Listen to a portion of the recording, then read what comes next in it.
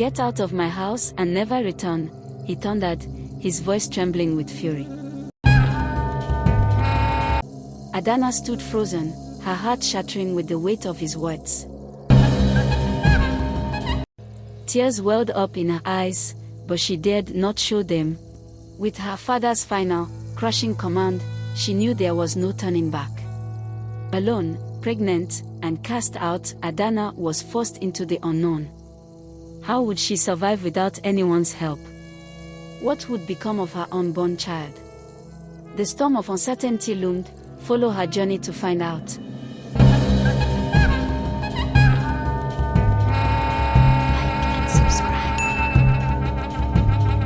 It was exactly this time 5 years ago that Adanna was sent out of the house by her father. Adanna's life had taken a turn for the worse when her father demanded to know the man responsible for her pregnancy. The name she mentioned stunned everyone: Chinedu, a man who was the epitome of respect and integrity in no kingdom. Chinedu was no ordinary man. He was a beacon of hope and pride for the community. Living abroad and only visiting during Yuletide, he was known for his generosity. He provided for the elderly, brought gifts for children, and treated everyone with kindness. Every young woman in the village dreamed of being with him, but Chinedu always focused on his ambitions, uninterested in romantic relationships. So, when Adanna claimed Chinedu was responsible for her pregnancy, disbelief spread like wildfire.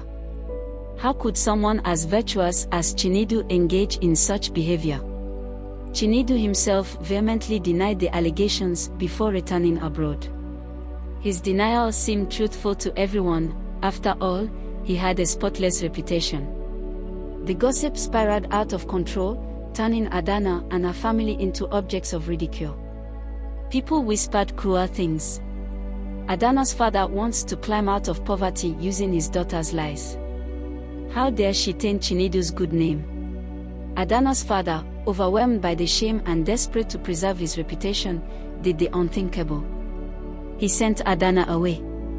"Leave my house and never return," he thundered, his voice breaking with anger and fear. With nowhere to go, Adanna wandered aimlessly, her heart shattered and her spirit crushed. The betrayal and rejection she had endured weighed heavily on her, leaving her lost and hopeless. Her dreams of a better life seemed like distant memories, now replaced by the harsh reality of survival. She eventually found herself in the bustling city of Onitsha, a place teeming with life but offering little comfort to a young, vulnerable woman like her. For days, Adanna roamed the streets, seeking refuge wherever she could. She slept on cold pavements, the hard ground bruising her body and spirit. Hunger gnawed at her relentlessly, forcing her to scavenge through trash bins or beg strangers for scraps of food. Many turned away, some offered pity, but most ignored her entirely.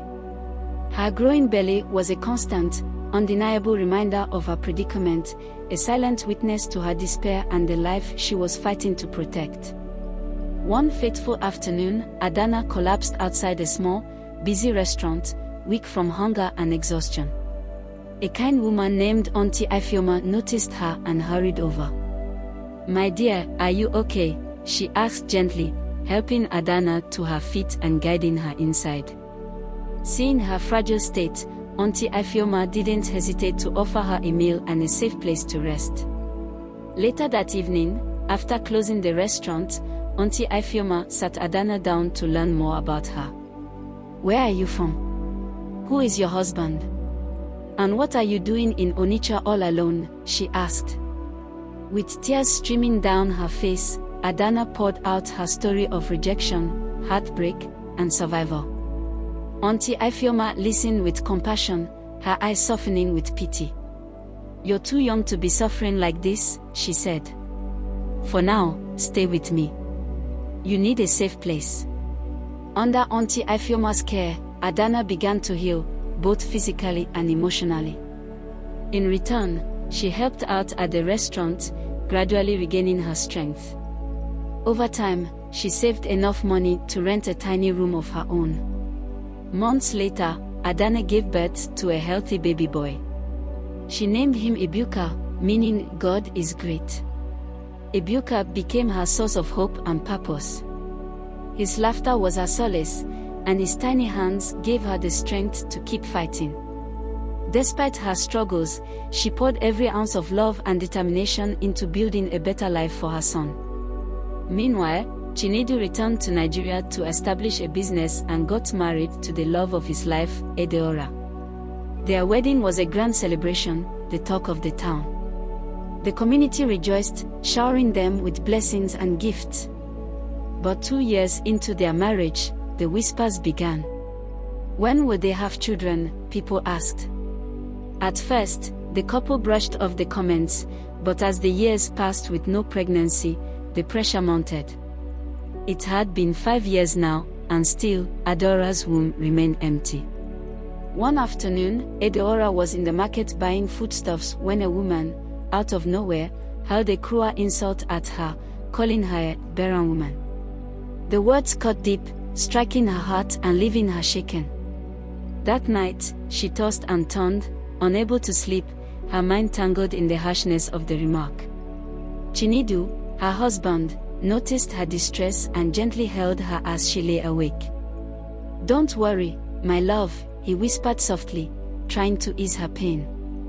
"We will have our own children, and nothing anyone says can change that. You are not alone in this." The couple visited numerous hospitals, consulting renowned specialists and running endless tests, hoping for answers. Despite their efforts, every doctor reassured them that there was nothing physically wrong with either of them. Frustrated and desperate for a solution, they turned to traditional remedies, visiting herbalists and elders who promised miraculous cures. They adhered to strict regimens and consumed countless concoctions, but nothing worked. Adora's childlessness persisted, becoming a heavy burden on their hearts. Friends and family offered unsolicited advice, further deepening their anguish. Though outwardly strong, Adora's smile masked the silent pain of her unfulfilled longing for motherhood. Desperation eventually drove Adora's mother to intervene. She insisted they visit a powerful native doctor in their village, a man renowned for solving even the most hopeless cases. Reluctantly, Edeora and her husband agreed, clinging to the faint hope that this could be the solution they so desperately needed. The journey to the remote village was long and filled with an uneasy silence. Upon arrival, the native doctor welcomed them with a knowing smile and promised to help. Rituals began immediately. Incantations echoed in the dimly lit hut, and elaborate sacrifices of animals and rare items were made to appease the gods. Days turned into weeks of adhering to the native doctor's instructions, drinking bitter concoctions and performing rituals under the moonlight. Despite their unwavering commitment, nothing changed. Adora's womb remained empty, and the couple was left questioning whether their dreams of parenthood would ever be realized. As Chinedu and Edeora grappled with the heartbreak of their struggles, Adanna's life was blossoming. Guided by her supportive friend Ifeoma, she transformed her small-room business into a bustling restaurant in the heart of Onitsha. Starting with just a few customers, her dedication and exceptional cooking skills earned her loyal patrons. Word of her delicious meals spread quickly, drawing crowds from near and far. Adanna's resilience and determination became an inspiration to many, and she soon gained respect as one of the most successful businesswomen in the area. Her achievements were a testament to her perseverance, but her greatest joy came from her son, Ebuka. At 5 years old, he was full of life and energy, with his father's striking features, a constant reminder of her past but also a source of immense pride. Adanna's journey was a bittersweet one, but she cherished the life she had built. Adanna believed she had moved on, bearing the pain of her past beneath the success of her thriving restaurant and the joy of raising Ebuka. Yet, in quiet moments, the memories resurfaced, uninvited and relentless, reminding her that some wounds, no matter how well hidden, never truly heal. One Sunday morning, Chinedu and Edeora decided to visit a new church in their neighborhood. The service was lively, filled with songs and prayers, but it took a tense turn when the pastor began to prophesy. "There is a man here," he declared, his voice resolute, who denied responsibility for a child. The mother of that child suffered greatly, and her tears shut the heavens against you. Chinedu felt as though the ground beneath him had vanished. His heart pounded uncontrollably, and beads of cold sweat trickled down his face. The pastor's words struck him like a thunderbolt, each syllable reverberating in his mind with an unsettling intensity. He couldn't shake the eerie sense that the message was meant for him. Beside him, Adanna clung to his hand tightly, her eyes wide with a mixture of fear and curiosity. She glanced at him repeatedly, searching his face for answers, but Chinedu forced a composed expression, pretending ignorance. The pastor's voice grew louder, his words cutting through the air like a blade.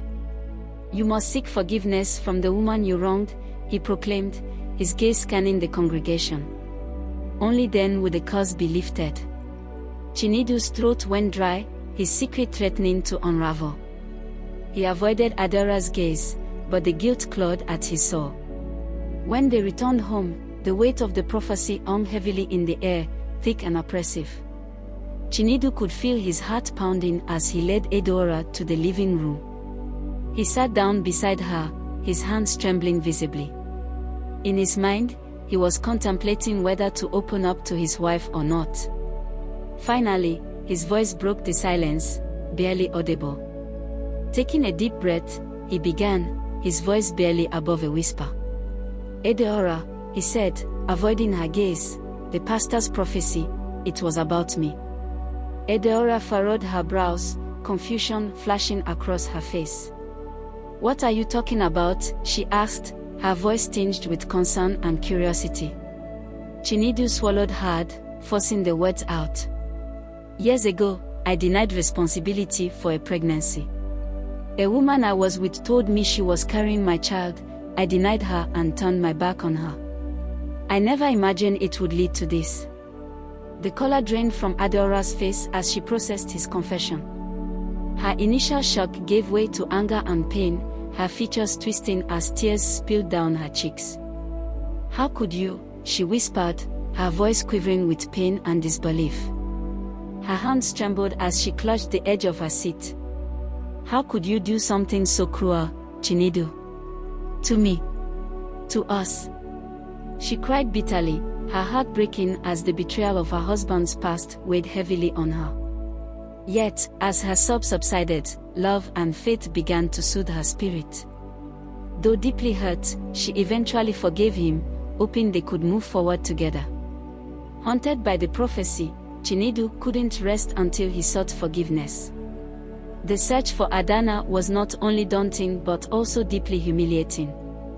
He had to admit his past mistakes to people he had once dismissed, enduring scornful looks and biting remarks. Days turned into weeks before he finally found her, running a modest restaurant in a bustling part of Onitsha. When Chinedu and Adanna entered the restaurant, Adanna froze mid-step. Her heart thudded painfully as old wounds she thought had healed reopened.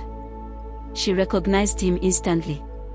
Memories of rejection, humiliation, and the lonely nights she cried herself to sleep came rushing back. Nearby, Ebuka, her son, paused his plate to stare curiously at the strangers. His white, innocent eyes bore a striking resemblance to Chinedu's.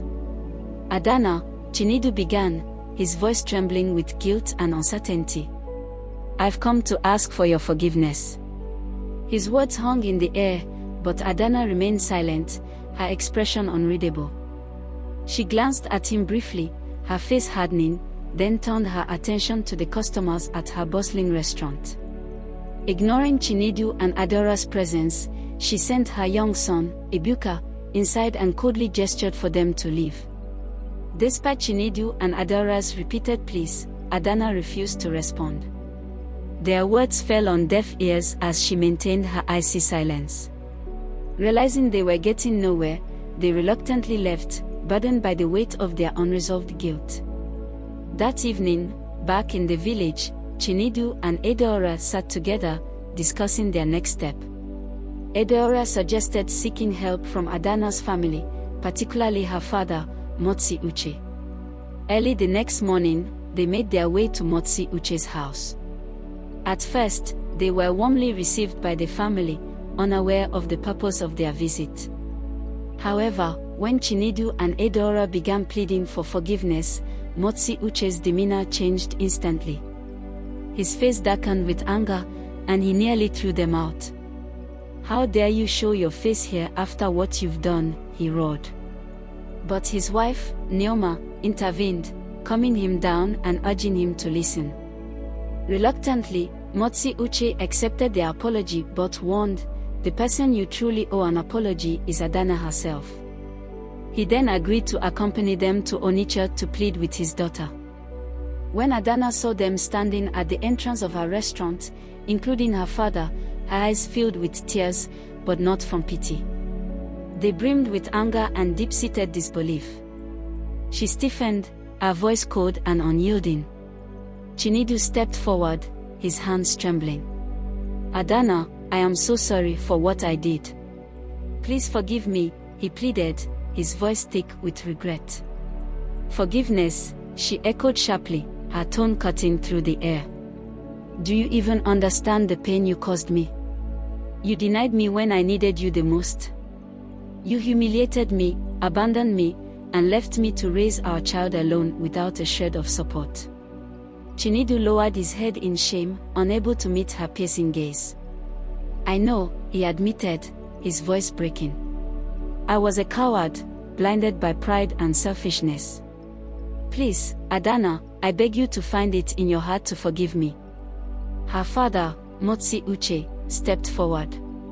"Please, my daughter," he pleaded, his tone softer now. "Forgive them. Let peace reign." Adanna's voice trembled with emotion as she turned to him. "Even you, Papa," she said, her anger spilling over. "You never believed me. You chased me out of the house like I was nothing, leaving me to meet my end. But thank God, I survived." There was a tense silence. Edaora finally spoke with tears in her eyes, her tone pleading. "Adanna, I know Chinedu wronged you, and you have every right to be angry. But please, forgive us, not for us, but for the sake of our unborn children. Your forgiveness is the only thing that can bring us peace." Adanna's gaze shifted to Ebuka, who had wandered closer, watching the exchange with wide eyes. The boy had her eyes, but his jawline and nose were unmistakably Chinedu's. Her mind filled with memories of sleepless nights, of starving herself to feed her son, of sacrifices made to build a life from nothing. She bit her lip, torn between pain and the hope of closure. "I will forgive you," Adanna said finally, her voice steady and calm, though her heart still ached. "But not for your sake, for mine and for Ebuka's. He deserves to grow up knowing his father, no matter how much you failed us." Tears streamed down Chinedu's face as he knelt before her, his heart heavy with guilt and regret. "Thank you, Adanna. Thank you," he whispered, unable to contain the flood of emotions. As peace began to settle between them, Chinedu, feeling a wave of relief, spoke again, his voice full of hope. "Yes, it's true that Chinedu is my son, but for now, he will stay with you. When he's old enough, he can decide for himself if he wants to come back to us. In the meantime, I'll do everything in my power to help expand your business and take it to new heights." A few days later, Adanna reunited with her family, and as promised, her restaurant business flourished. 9 months later, Edaora gave birth to a healthy, bouncing baby girl, filling their home with joy and new beginnings. Thank you for watching. Tell us your opinion in the comments section. Don't forget to like, share and subscribe to our YouTube channel Chukwudi Alaulor Studio at Chukwudi Alaulor. Like and subscribe.